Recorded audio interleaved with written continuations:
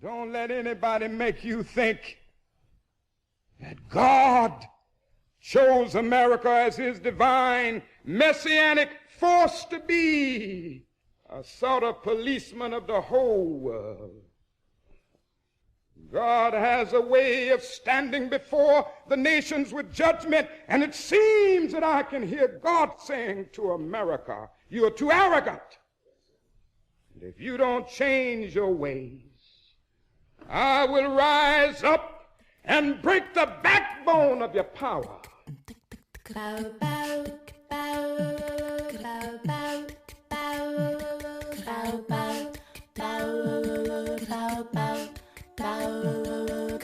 Hotep, which in the language of ancient Egypt means we come with justice in peace.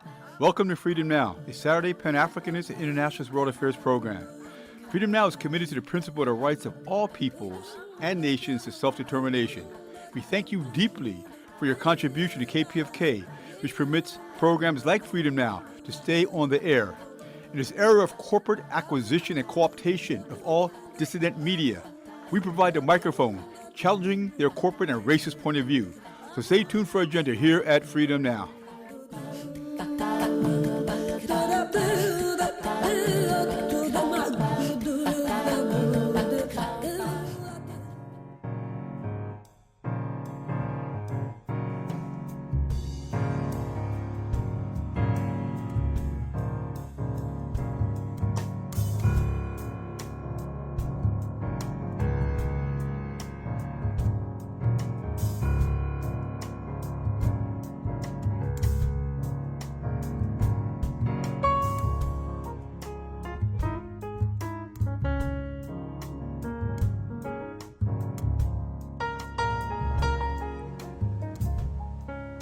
Habari Gani.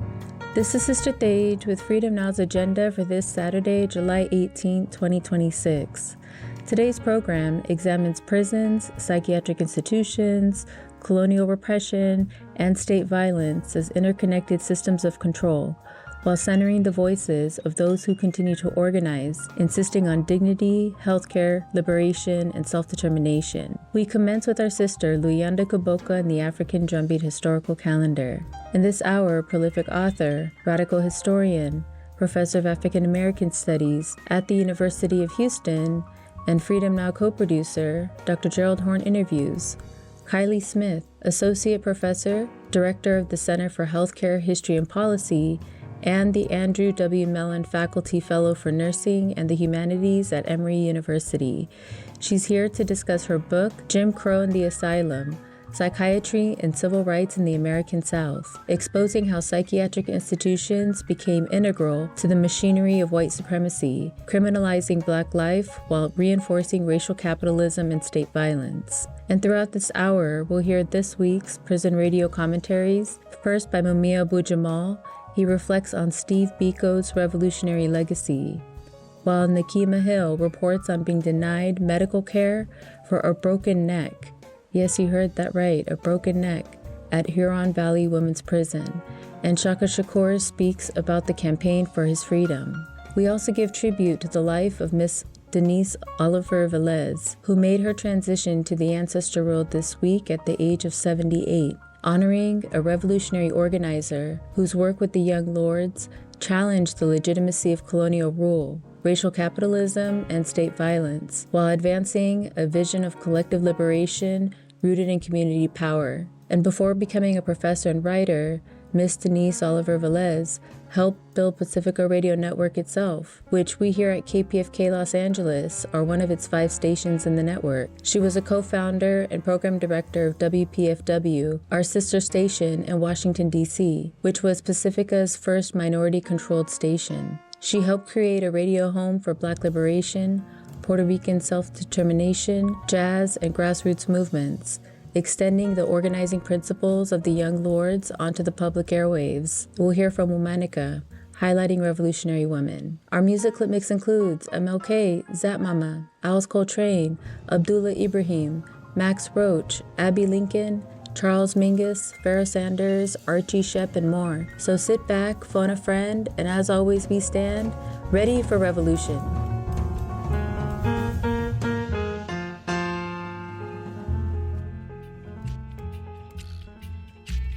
Buenos dias. This is Sister Luyanda Koboka with the African Drumbeat Historical Calendar with critical dates and events in humanity's struggle against the greedy profiteers of the imperialist nations. July 18th, 1964. The Watts Rebellion breaks out over the issue of police brutality against African men, but was a tip of the iceberg of African people's frustration with the racist structure of the U.S. government. The Watts Rebellion and the subsequent rebellions and the Black Power movement throughout the United States ushered in an era of appeasement, with Africans in the United States being given access to European universities, jobs, military, non-profit funding, housing, and much more, all in an effort by the ruling class to co-opt the potential revolutionary growing consciousness of the masses. They also wanted to demonstrate to the world, and especially the newly emerging African and Caribbean countries, that the U.S. was removing the old shackles of segregation and ushering a new era of integration. The U.S. was competing with the Union of Soviet Socialist Republics for ideological hegemony throughout Africa, Asia, and Latin America. July 18, 1936. The start of the Spanish Civil War, which by many was considered the most important social revolution in Europe of the 20th century. Workers organized self-managed factories, and peasants organized voluntary collectivization of villages and farms. This was the first European war against fascism, which would come to characterize Germany and Italy and lead to World War II. Many anti-fascists of all nationalities, in the spirit of internationalism, joined the ranks of anti-fascists in the civil war against General Francisco Franco, who overthrew the democratically elected Republican government. The fascists included the landed elites, the urban bourgeois, the Roman Catholic Church, and other conservatives who fully supported the rise of fascist state of Spain. July 19, 1928. Nwanyeruwu, led by Aba rebellions of 1928 in Nigeria. Nwanyeruwu, together with a cadre of women, forced the British colonialists to abolish a tax they had wanted to impose on women for being women. Their actions sparked continued anti-British agitation. July 19, 1979. The Sandinistas, a mass-based Latin American movement to liberate Nicaragua from the fascist Somoza dictatorship, which the United States, the CIA, and multinational corporations had propped up for more than 30 years, ascends to power, providing social programs and economic reforms that uplifts the quality of life for the workers, peasants, and indigenous people of Nicaragua. July 20th, 1925. Frantz Fanon, an African born in Martinique in the Caribbean, was born. He was educated at the Sorbonne of France in psychology and became a leading Pan-African militant in the National Liberation Front of Algeria, which led to the Algerian Revolution against French colonialism. He authored numerous books on the psychology of oppressed versus the oppressor, including The Wretched of the Earth, a mandatory reading for the Black Panther Party, SNCC, and numerous revolutionary movements throughout the world. July 21st, 1967. Albert Lutuli, author of Let My People Go, the autobiography of a leading African National Congress traditional chief who leads the struggle for freedom from the racist South African regime. July 21st, 1982. The settler colonial Zionist state of Israel invades Lebanon in a feeble attempt to destroy the PLO and the Lebanese resistance movement. Tonight, we interview one of the foremost experts on Zionism and the relationship to Lebanon and the United States. July 22nd, 17th century. Awa Shanks, a Native American woman warrior who fought the English to a standstill based upon a Native American confederation to repeal all whites from the native lands. July 22nd, 1796. 600 freed Maroons immigrate to Halifax, Nova Scotia, Canada, from Jamaica in an effort to establish a free society. July 23, 1952, Egypt breaks from the British neo-colonial regime of King Farouk, and state power is seized by the secret society of dissidents known as the Free Officers Committee, headed by Gamal Abdel Nasser. This signifies the return of Egypt, or Kemet, to its independent status as a free African state devoid of European control. July 23, 1892. His Majesty Haile Selassie Jah was born. Haile Selassie, the last emperor of ancient Ethiopia, was the leader of African resistance to colonialism, hence has become the god of living truth for the Rastafarian movement and a central reoccurring theme in reggae music and among all Pan-Africanists. Ethiopia, the birthplace of all humanity, the first Christian state, the only country in Africa not to be successfully colonized during the European terrorist assault upon Africa, is the most mentioned country in the Bible, whether said to be Kush, Abyssinia, or Ethiopia. July 24th, 1914. Marcus Mosiah Garvey begins organizing the Universal Negro Improvement Association and African Community League in Jamaica to become the largest black organization worldwide up to and including today. Its slogan, Africa for the Africans, becomes the war cry for over 53 African nations fighting colonialization. This has been Freedom Now's weekly historical component here at KPFK 90.7 FM in Los Angeles, Southern California, always streaming live worldwide on the web at kpfk.org. So please join us wherever you are, in the words of those on the motherland and in the diaspora, as we chant Amandla, which means power, and the response is Awetu, which means is ours. The power is ours. Amandla, Awetu. Amandla, Awetu. Amandla, Awetu.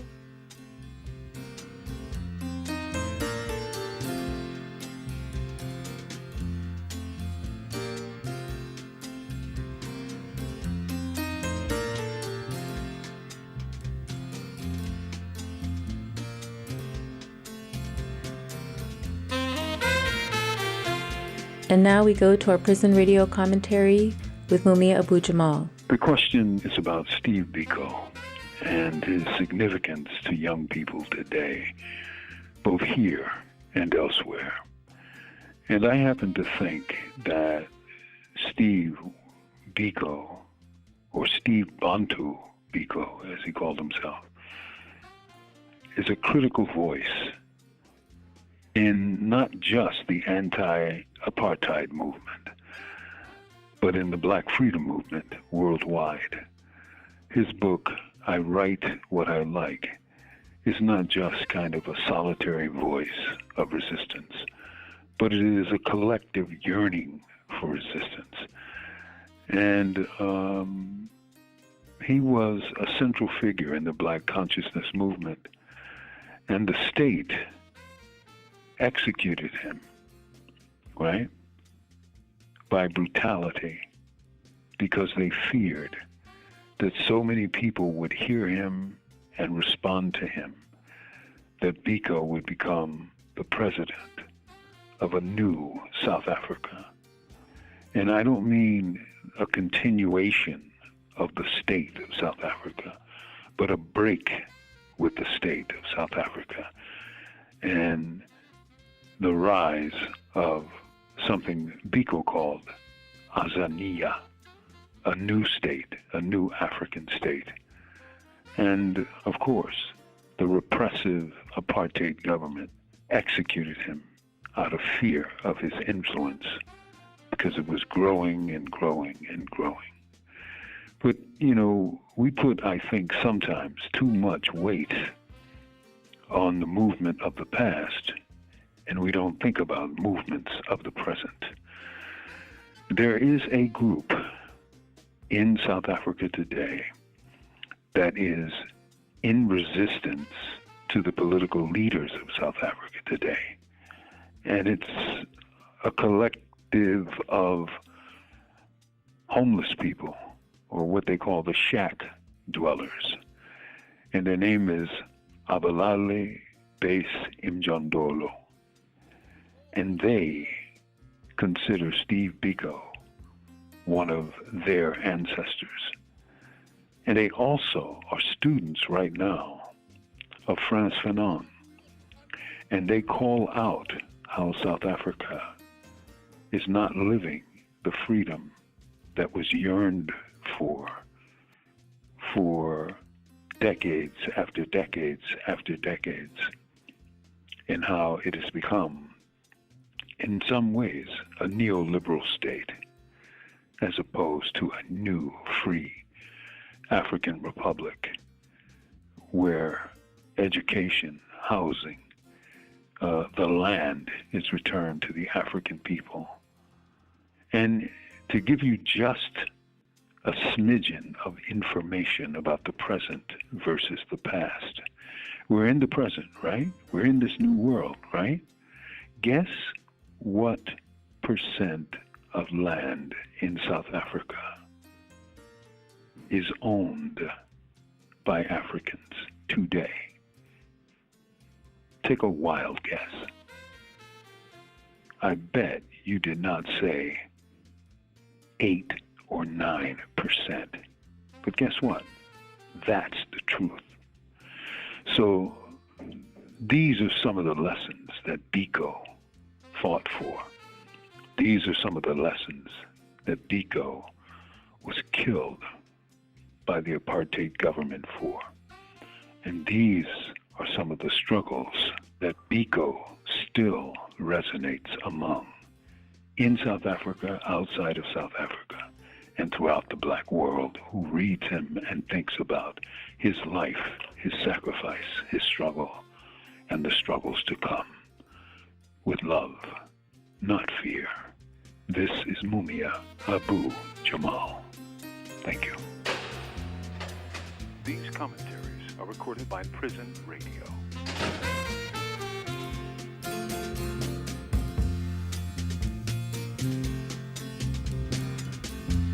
Now for our tribute to the life of Miss Denise Oliver-Velez, we'll hear from Womanica highlighting revolutionary women. Denise Oliver-Velez Presente. We're talking about revolutionaries, the black women who led struggles for liberation from violent governments, colonial rulers, and enslavers. These women had the courage to imagine radically different worlds, and they used their power to try and pull those worlds into view. We're talking about one of the most active contemporary revolutionaries of the 20th and 21st century. Her feminist work made sure women were at the forefront of revolutionary movements in 1960s New York. Let's talk about Denise Oliver-Velez. Denise was born in Brooklyn in 1947 into what she called a political family. Family members and friends usually fell into one of three categories: leftists, activists, and communists. Denise herself was no exception. When she was in third grade, at the height of the Cold War, she refused to comply when her teacher asked her to get under her desk at a bombing drill. Her teacher was furious. The next day, Denise's father came into school, demanding to know why this teacher kept trying to push anti-Soviet propaganda on his daughter. In high school, Denise joined the NAACP, where she participated in sit-ins and anti-war movements. She continued her activism at Hunter College, but disliked that there were very few non-white students there. So Denise got a scholarship to attend Howard University. There, she quickly became part of the activist circle on campus. She joined the Student Nonviolent Coordinating Committee, or SNCC, which used nonviolent protests to advance civil rights. But again, Denise got the sense something wasn't right. Back home, armed self-defense and protest had always been a matter of conversation with her family. She grew up hearing stories about relatives standing off against the KKK, or her great-aunt Martha, who'd stay up at night, scoping out the house with a shotgun to catch burglars. The idea that women, or protests more generally, should be passive wasn't the kind of revolution Denise had in mind. While at Howard, Denise did meet some like-minded people, though they weren't classmates. They were members of the Real Great Society, a New York City street gang turned anti-poverty agency who Denise let crash at her place.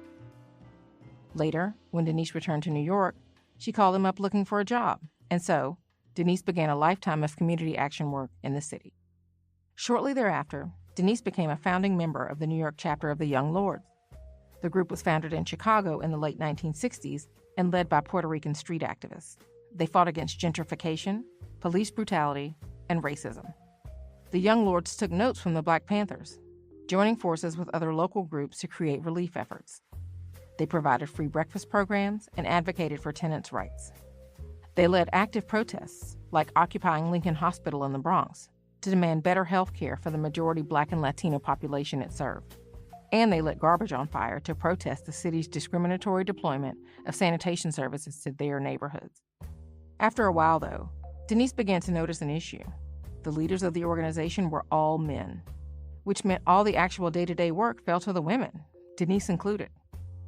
She brought it up to the male leaders, who offered her a position, communications secretary. Denise told them sorry, but she couldn't type. It was a lie, but she knew she had more to offer. She ended up taking a position as an officer, doling out disciplinary actions. As more women joined the group, Denise organized them into a strong faction. She invited them over on Sundays for political education classes, which she called PE, where they learn about radical women from across the globe. They also developed a radical view on reproductive rights. Women should be able to decide not only when and if to have kids, but they should also be supplied the support to feed and care for those kids. When the leaders of the Young Lords tried to ally themselves with a decidedly anti-feminist group, the women of the party joined forces with some of the younger men to demote the party's entire central committee and call for change. Among those demands, changing a central tenet of the Young Lords. One of the party's 13 program points stated, "Machismo must be revolutionary." That is an oxymoron, Denise would later say. Machismo will never be f***ing revolutionary. Denise was added to the Central Committee as part of the new agreement. Along with other women in the party, she helped write the party position paper on women, which solidified the Young Lords' feminist stance. She also became a major player in the group's newspaper, Palante, requiring at least one half of the articles to be written by women or about women's issues. Eventually, Denise became one of the Young Lords' highest-ranking members as the Minister of Economic Development. But the party's time in New York was running short. The committee voted to relocate headquarters to Puerto Rico, a move Denise was not willing to make. So Denise quit, walked 15 blocks to the Black Panthers' offices, and signed up. Denise worked primarily on the Panther newspaper in the Bronx. She continued to work in communications, eventually becoming the executive director of the Black Filmmaker Foundation and co-founder of the Pacifica Network's first minority-controlled radio station. As she continued to work in community organizing, she took her lessons from her time with the Young Lords to heart. Namely, always have women on staff. In her own words, women need to be key in running and training other women. Later on, Denise worked in HIV and AIDS research, conducting ethnographic work in Puerto Rican neighborhoods where the crisis was often misreported. Denise taught as an adjunct professor of anthropology and women's studies at SUNY New Paltz for many years.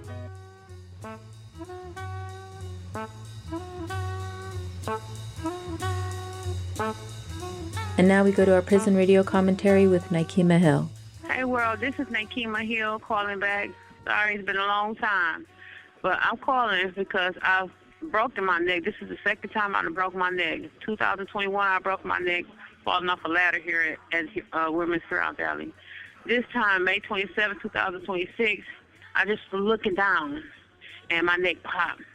And so, but it's Dr. Ellison and Dr. Denzer had paid attention to me for the last few months. I've been begging, telling them to send me out for an MRI because I knew something was wrong. I got a metal plate in my neck because they had to take 3, 4, and 5 out of my vertebrae the first time. And so they did not listen to me. And so I would be in pain, crying, asking them to help me. And instead, they started doing x-rays that they don't even go look at. So the last 3 x-rays you didn't look at. And then this happened. So this could have been prevented. So I had to go and have surgery and get 6 and 7 taken out and get some infused bones. Now that I'm back at the facility, they don't even want to help me. They want to give me no details. I got a broken neck, spinal surgery, y'all, with a brace on my neck. I'm supposed to have a rollator. They won't give me that. I'm supposed to have a wheelchair detail to go distance. They won't give me that. They done put me back in this unit where I'm up a flight of stairs. Y'all, this is induces to my health. So then I got restrictions from my surgeon that I'm not supposed to be bending my neck or turning my neck side to side. They got me in a bunk bed. This cubicle hole is so small. Now today, I'm telling them that my neck and my back hurt for crawling in this tiny space that I shouldn't be crawling in the first place. I'm messed up, y'all, and they won't help me at all. Dr. Denzer gonna tell them to just give me the one muscle relaxer and 2 Tylenols. But prior to it, he asked me what was I taking. I've been taking these same medicines and it's not doing nothing, and now I am more pain than I was. And it's because of them. I feel like I am not properly healing, and they won't do nothing to help me. So, y'all, I need help.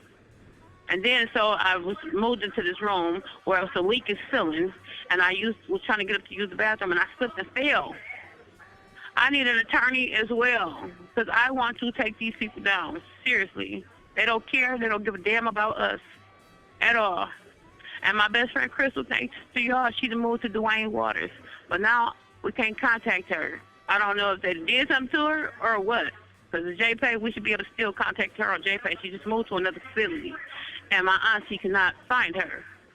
So, yeah, y'all, I need y'all help. And thanks for listening. And thanks for all your help as well. These commentaries are recorded by Prison Radio. Night and day!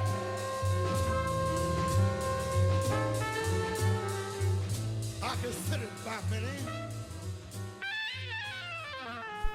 This is Sister Flora, and you are listening to Freedom Now at KPFK 90.7 FM in occupied Mexico, including Los Angeles, 98.7 FM Santa Barbara, 93.7 FM in San Diego, and streaming live on the web at kpfk.org. Today's program, as well as 10 prior editions, can be reheard at kpfk.org/audio archive, and scroll down to Freedom Now. For a truly alternative international perspective on world affairs, check out RTTV Russia, CCTV China, and online at Presna, Latina Cuba Telesur Venezuela, News 24, South Africa, and Press TV Iran. We will now continue with historian Professor Dr. Gerald Horne.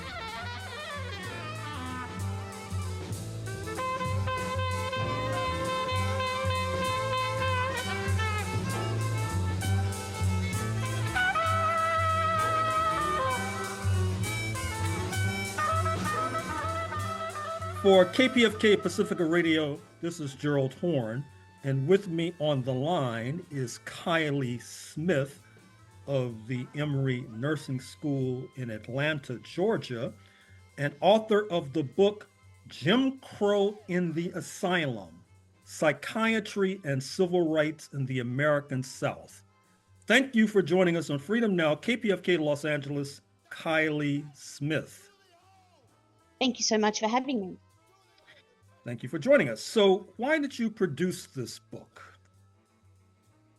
I came to this book via my research on the history of psychiatric nursing, and I was looking at a major American psych nurse in the 1950s who was part of an attempt to bring psychiatric mental health nursing to the southern states. And when I was looking at her records, she had been in contact with some Black women from Alabama who wanted to be psych nurses. And of course, the profession was entirely segregated. And so I became interested in how those nurses were trying to get trained and where they practiced. And then that took me to the segregated psych hospitals in the South. And so I was just really interested in how those hospitals had shaped current disparities in mental health care, which living in Atlanta is kind of obvious to you every day. So what would you say are the major themes, revelations, and contributions of this book? So the book adds to a growing attempt to think about the history of race in the history of psychiatry, And to complicate what we know about the long history of mental health care, a lot of people have written about earlier American asylums where segregation was a feature or where enslaved people maybe helped build the asylum, but no one had really looked at the big kind of the worst states, right, like Georgia, Alabama, and Mississippi. And so that was really my goal, was to try and figure out why these states were so bad, and what the current situation had to do with political decisions that had been made in the past, like segregation, right? So what impact had segregation had on mental health practice, but also funding decisions, and the provision of services where people needed them. So that was kind of how I started in that sense, kind of a little bit of a history of the present. And so I really was interested also at this moment in the 1960s when the Civil Rights Act, the Community Mental Health Act, and the Medicare Social Security amendments intersected, right? What's going on in the mid-60s that impacts just the service provision, but also the development of the professions? And how does civil rights in particular play out in mental hospitals? So there's a fair bit of work that's been done on medical civil rights, and not a lot of attention paid to those rights in psych hospitals. And I came across a court case in Alabama, which was probably the last medical civil rights case to be heard, and very interestingly heard in the court of Judge Frank Johnson in Montgomery, who then went on to rule on a patient's rights case only a few years later. So I really wanted to insert that court case into the history of mental health law also. My argument there is that I think that Judge Johnson found out how bad the psych hospitals were because of a civil rights case, not because of the patient's rights case. And so he was really primed to rule against the state of Alabama, which I think was his favorite thing to do. So that's kind of the big picture. And then I didn't just want to write an institutional history. Like, it would be really easy, it actually isn't that easy, to go through the archives and write a history of each institution. But I really wanted to try and flip the story a little and talk about the way that Black communities, Black families, Black patients interacted with those systems, and how civil rights was a very long battle that took place on the ground long before the legislation existed to bring about desegregation. So I was really interested in trying to find those stories of patients and families, which was actually really difficult. As you can imagine, the archives are not particularly forthcoming in that sense, and they were not particularly cooperative at times. There was a lot of hesitance to give me access to what should have been public, and then there were massive gaps on what should be there. So people looking for families and for family records in the official archives are unfortunately not going to find them. And so the book then is a testament to those silences, and it's really therefore a book as much about my process as it is about the history itself. So how were asylums sites of social control? Asylums were sites of social control in the same way that any sort of institution in the Jim Crow South was a site of social control, right? So they replicated broader social relations.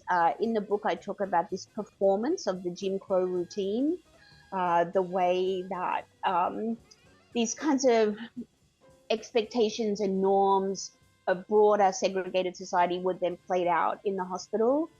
They were also, one of the things I tried to think about too was how these asylums worked in the shadow of the plantation. And some people are like, that's a bit of a long bow to draw, but there was plenty of evidence to show that they worked very much like old plantation systems, and that they were designed also to replicate those systems. So I don't necessarily think that Black folks were being swept up and incarcerated. I think that the prison already existed well enough to do that. But I do think that certain types of Black folks found themselves in these institutions where they may not normally have. So there's this kind of like overlaying eugenics piece. So anyone with any kind of disability, is going to get caught up in these institutions. And the issue for Black people really once they're in there is that there's no legal due process. So there was no really great formal commitment procedures, and there was no recourse for people. So I found letters of people writing to the NAACP begging to be let out.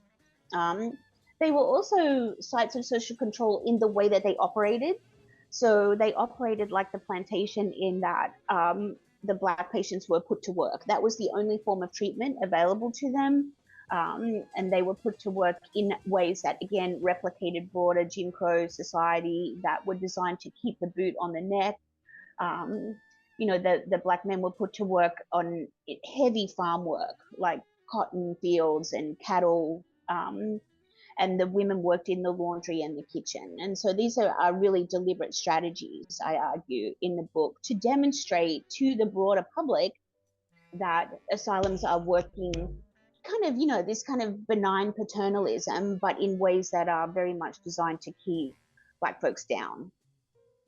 So mental health services, you suggest, were a battlefield between political ideology and psychiatric treatment approaches. Could you elaborate?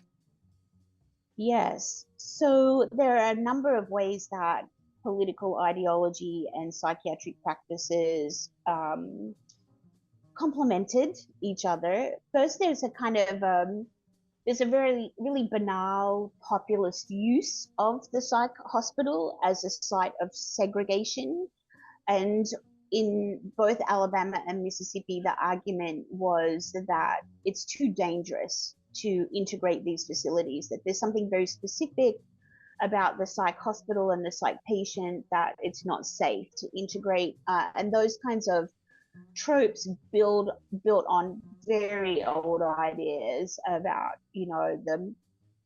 the violence and aggressiveness and hypersexuality of Black people. So, and then that combined with this kind of really nasty use of psych hospitals to further other political agendas. So they're very much a part of the massive resistance to civil rights.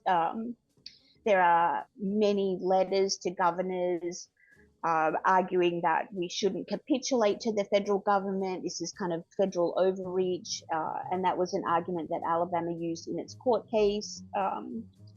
And none of that was really challenged by psychiatry itself. Like psychiatrists, I think there were individual psychiatrists, especially the Black men at Tuskegee, who knew that segregation in psychiatry was completely not warranted, and that there was actually, more importantly, no biological difference between a Black person and a white person, right? That there's no reason, there's no medical reason. And that is ultimately what Judge Johnson argued, that there was no medical justification.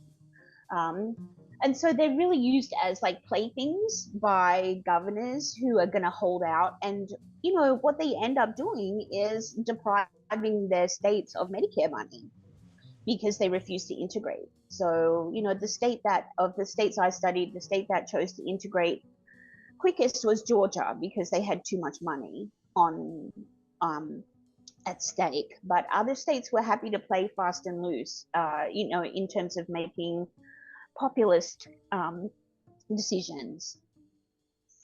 So you mentioned a moment or two ago that with regard to so-called treatment, Black men were sent into the fields and Black women to the laundry. And that allows me to inquire, who were the most victimized, Black men or Black women in this system, or was there no difference?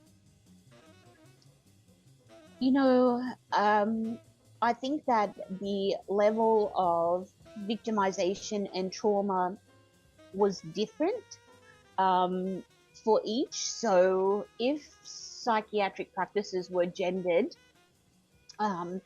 broadly, which they were for everyone, then that kind of manifested also in the way that they were treated as for illness and also the way they were treated as people, right? So I think that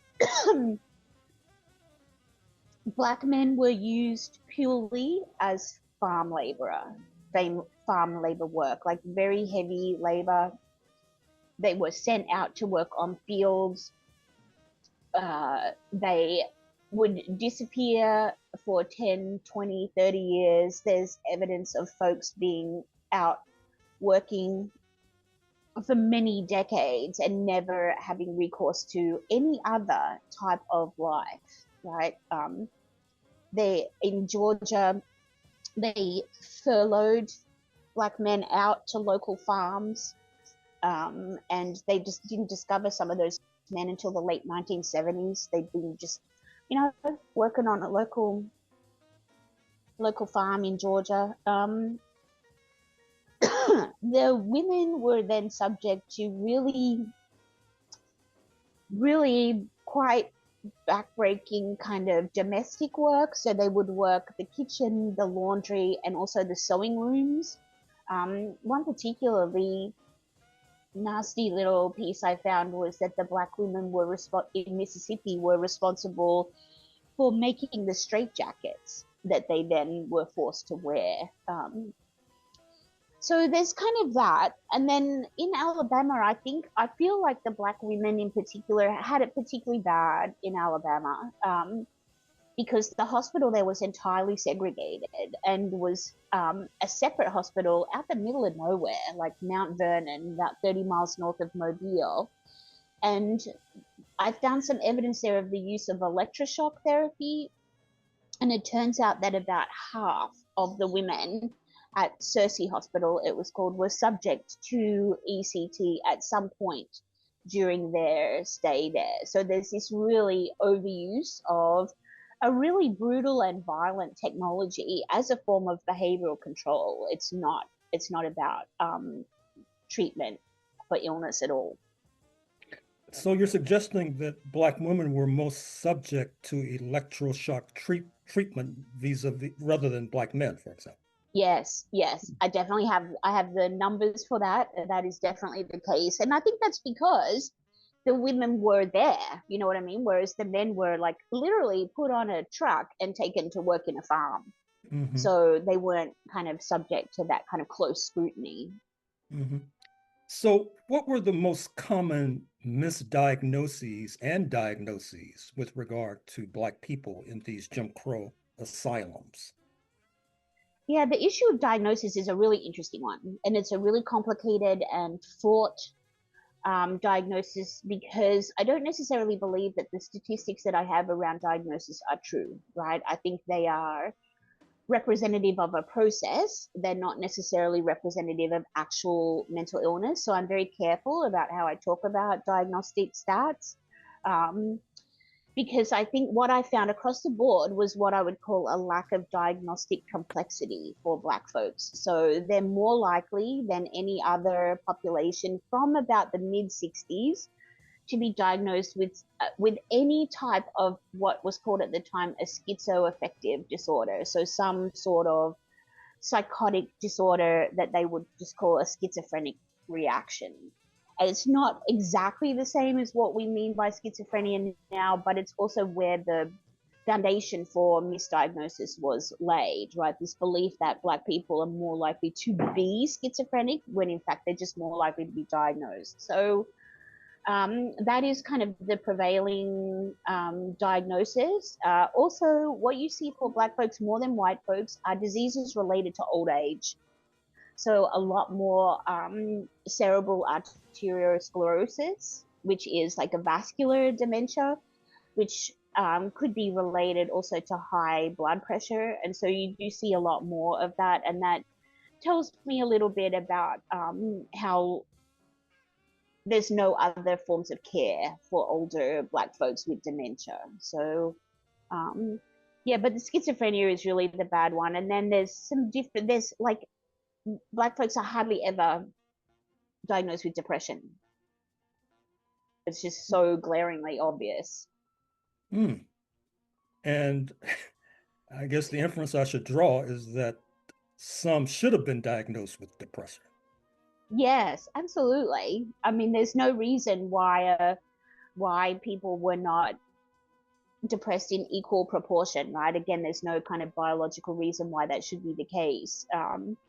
And the issue is the criteria that were used to label someone as schizophrenic. So, you know, a lot of it was about affect and how you related to a practitioner. So these diagnostics read as if they're kind of neutral, and they don't account for the power that a white man in a white coat has over a black person with a mental illness, right? And so the doctors are writing, well, the patient didn't look at me, or, you know, they believe they're being persecuted, which I'm pretty sure they were in 1950s and 1960s rural Alabama. And so these kinds of like they were called delusions rather than taken seriously. And there's no kind of consideration for the nature of the diagnostic relationship. So behavior is written as a symptom. So there's this kind of pathologization of the entire culture going on. So your principal sites of investigation are Georgia, Alabama, and Mississippi. Is it fair to suggest that Mississippi was the worst of the worst? You would think that was the case, right? And you would be that would be a reasonable assumption to make. I think that Mississippi had one saving grace, and that was that it had all the patients on the same site, so they were not physically segregated, right? They're in the same location, and they have an actual doctor as the superintendent from 1947. His name is William J. Cliff. And, you know, he's a good old boy, you know, like he's a white man from Mississippi, but he tried to make a difference, and he tried to institute things. He employed black doctors when no other. That did not happen in Georgia or Alabama until post, 1970. So he had a black doctor, a black psychiatrist, a very famous Bob Smith, you know, civil rights activist, working for him. And before then, he employed a black doctor in 1955, Dr. Washington. So, and then he worked with Tougaloo College to have, you know, young students come in, and a psych intern. And he was really trying to improve the actual standard at that entire hospital because it was the worst in the country. But I would say there's two things that make me think it's probably worse in Alabama, and at times it was worse in Georgia. So earlier in the 1940s and 50s, I'd say it was worse in Georgia. And the famous reporter Jack Nelson ran an expose about Central State Hospital in Georgia in the late 1950s, and the governor visited, and he thought the conditions for black patients were the worst he'd ever seen. Like, he couldn't understand how it was happening, that people were not even being fed properly. But then in 1966, a civil rights inspector from the Department of Health, Education and Welfare went to Alabama, and she was just appalled. She said the conditions at Searcy which is this hospital near Mobile, were like a scene out of a Kafka play. And she said the doctor seemed to be running a southern plantation. So I actually think things were pretty bad at Searcy. Historically speaking, you know, they had lots of issues around health, just general health, like pellagra and stuff like that. I think that probably Alabama was in this instance worse than Mississippi for once. Do these trends continue today, 2026? Yes, they absolutely do continue. All three states rank lowest in the nation in terms of quality of service provision and access to care. Georgia has a very complicated mental health system now, but at least, you know, they've voted to expand Medicare to cover. Things are a bit better in Alabama, but you're going to end up probably in prison, more likely. So mental health conditions in prison in Alabama are really super bad. People committing suicide, all sorts of stuff. but they have a pretty good community-based care system. But Mississippi is still in court over its lack of community-based care. So Whitfield Hospital, the hospital that I studied in the book in Mississippi, is still open. So in both Alabama and Georgia, those other hospitals have closed. So Whitfield is still open, and there's still 2,500 people in that one hospital. So Mississippi is the worst in terms of community-based care. But what I would say is more dangerous and more scary is what has continued within psychiatric practice itself.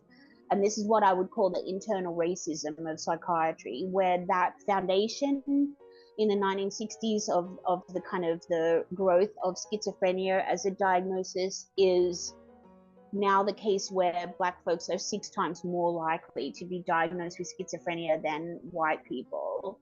And it's a really scary diagnosis and has really severe implications in terms of the drugs that you are then prescribed, which are quite problematic, and then your ability to access services. So, you know, it plays out in other ways with the overlay between being unhoused and, you know, the over-policing of Black communities.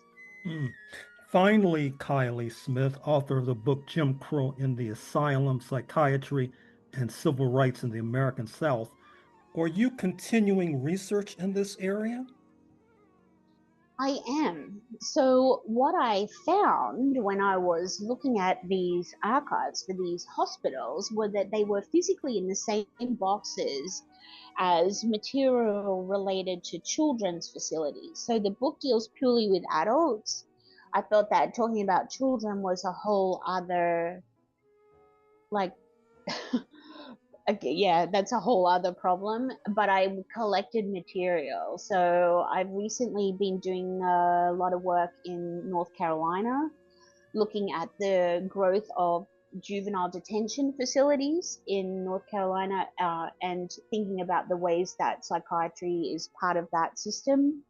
And I've come across a court case in Georgia that was about children being held at Central State Hospital in the late 1970s, and it was a class action brought to try and get them out. So there are real issues for children stuck in this system, especially now that we're very keen to overdiagnose kids with all sorts of stuff.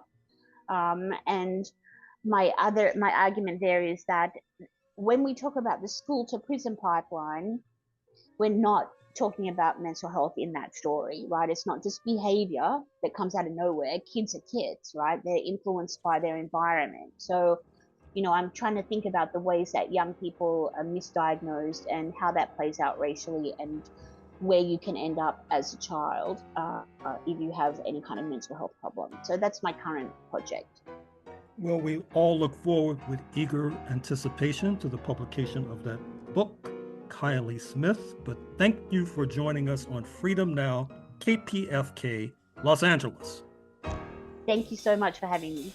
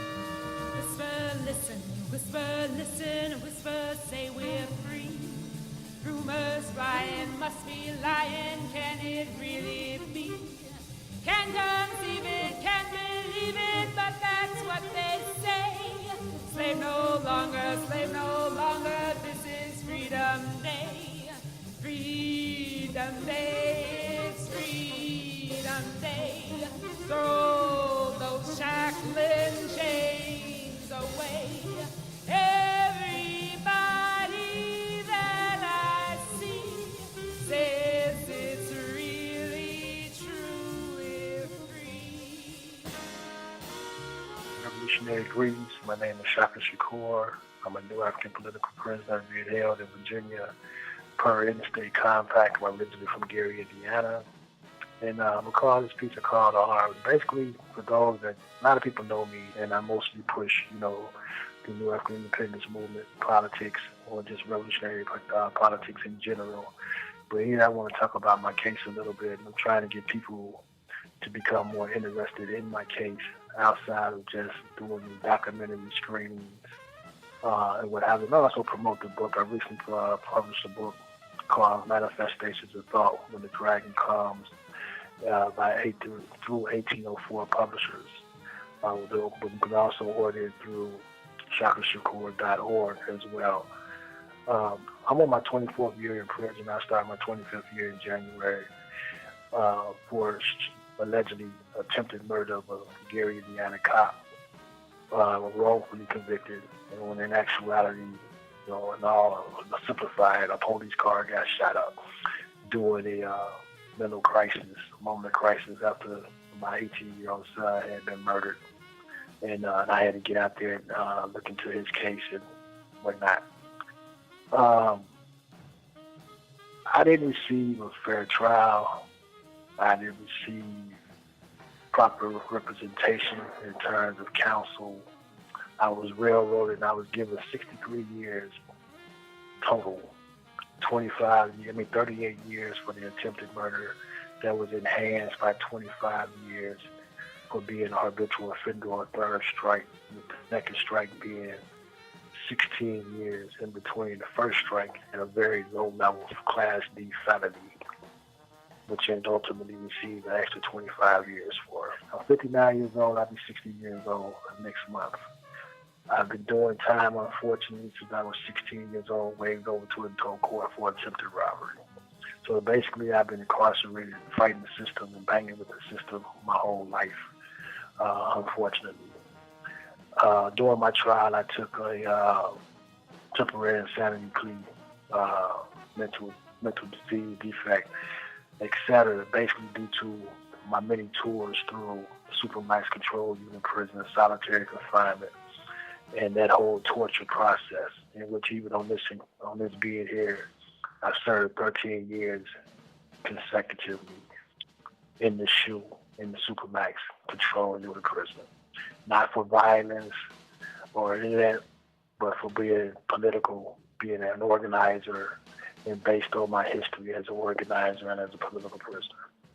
So what we're doing, we're trying to push people and get people organized to demand and call for a new trial and get people to look into the intricacies of my case, the prosecutorial misconduct, the ineffective assistance of counsel, the missing and stolen physical evidence, the forensic stuff that doesn't support the narrative, and the fact that I've been in prison almost 25 years on a non-murder case where nobody was seriously injured, on a case where the alleged victim left the scene of the crime, the superior officer in a vehicle for 15 to 20 minutes, only to return to the scene. You can go to chakrashakur.org or the New African Freedom Campaign on Instagram and learn more about this case. Power to the people, free the land. Thank you. These commentaries are recorded by Prison Radio. And in closing, we'd like to thank our guest, Kylie Smith. Thank you to our producers, Dr. Gerald Horne, Brother Brandon, Sister Flora. Thank you, Anthony Bellis, and to our board op Sly. And thank you for all those who made today's program possible. Please stay tuned for our brother Dino with The Signal coming up next here on KPFK 90.7 FM in Los Angeles. Signing off for Freedom Now, this is Sister Thage. And until next week, as always, we stand ready for revolution.